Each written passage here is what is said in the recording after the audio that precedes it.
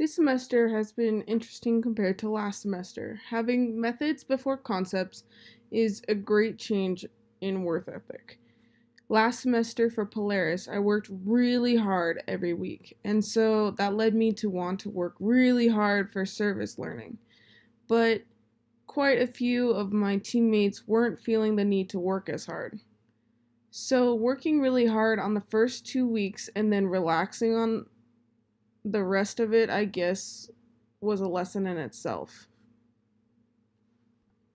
Maybe it was a way to prepare me for future student teachers in my own classroom. Not being able to have control or say anything that was extremely hard, and watching them start a lesson plan the morning of it being due was almost painful to watch. But by the end of the last lesson, I let them have full reins. This did teach me that it is okay that I don't always have to have control. But honestly, this was the hardest part for me to grasp this semester. But like I said, it was a lesson that will be with me as I grow into becoming a teacher. Coming back to writing lesson plans and objectives was definitely easier than the very start of methods. You even gave Aaron and I a good job on the objectives from lesson 2. That shows you we've kept our skills that we've learned from methods, and it can only get better and easier with the objectives that I write. The blog has also been something that was hard to let go, to let my other teammates figure out. We have 2 out of 5 weeks that show student learning, and I agree with that. If I were to go in and change it, I would look at our objectives and find photos that explain how the students learn and what they learned, as well as quotes. Quotes work.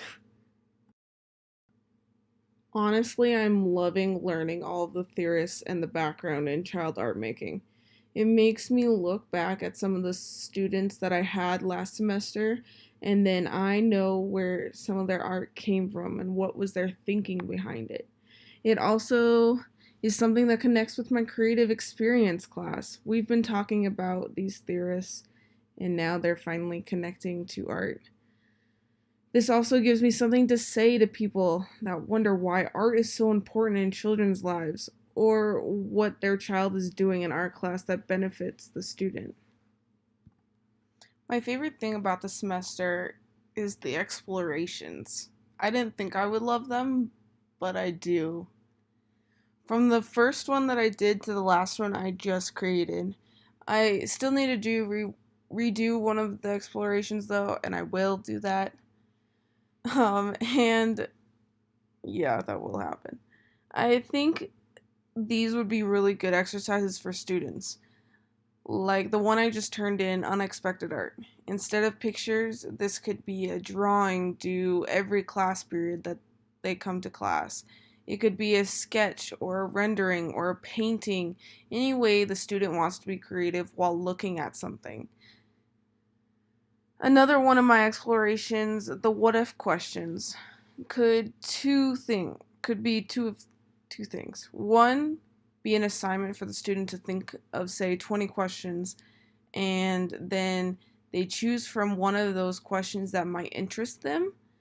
Or two, I could take some of the questions that I created and give them a choice that way. So I'd be differentiating that way and using the differentiation book that I learned from.